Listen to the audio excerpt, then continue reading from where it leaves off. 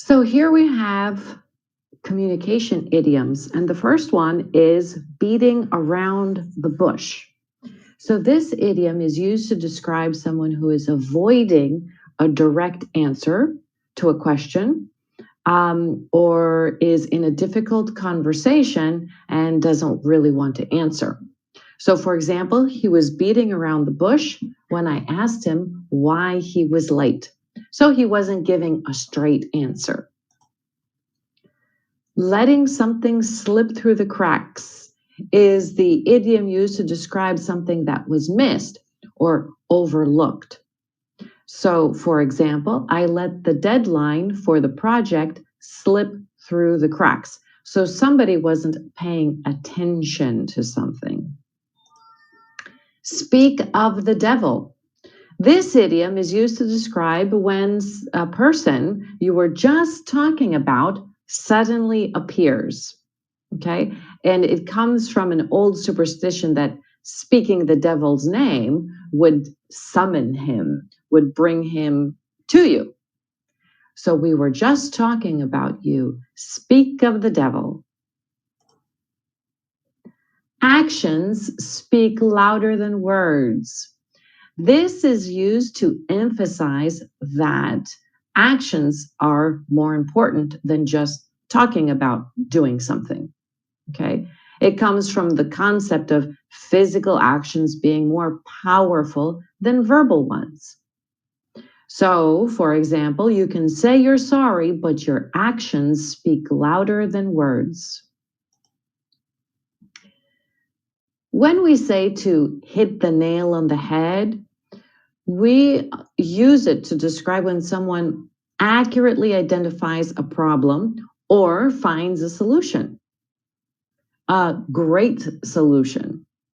So you really hit the nail on the head with that solution. So this comes from the idea when somebody is working in carpentry, hitting the nail on the head can sometimes be difficult.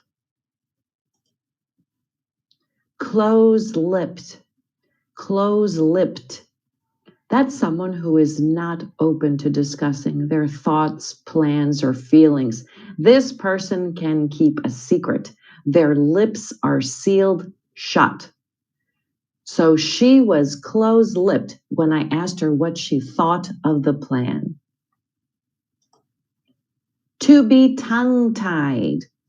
When we are tongue-tied, it means that we are unable to speak, or we're struggling to find words for what we're feeling or for our thoughts.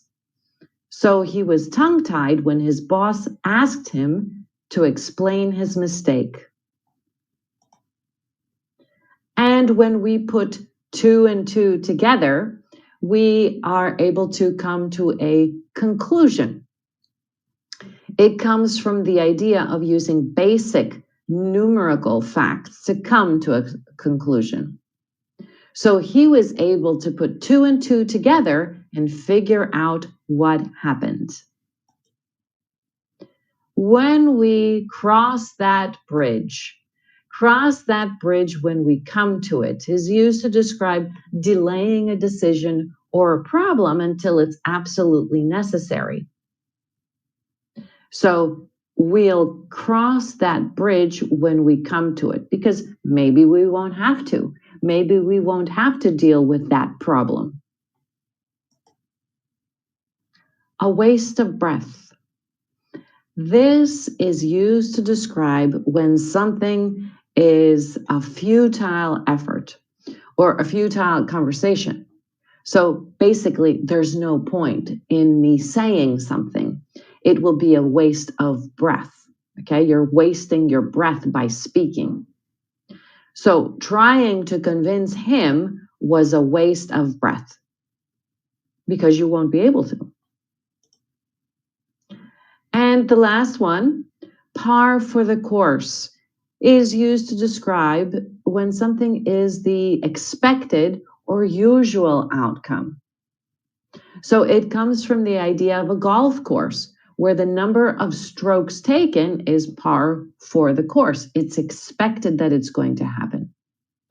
So it was par for the course when she arrived late again, because that's what she always does.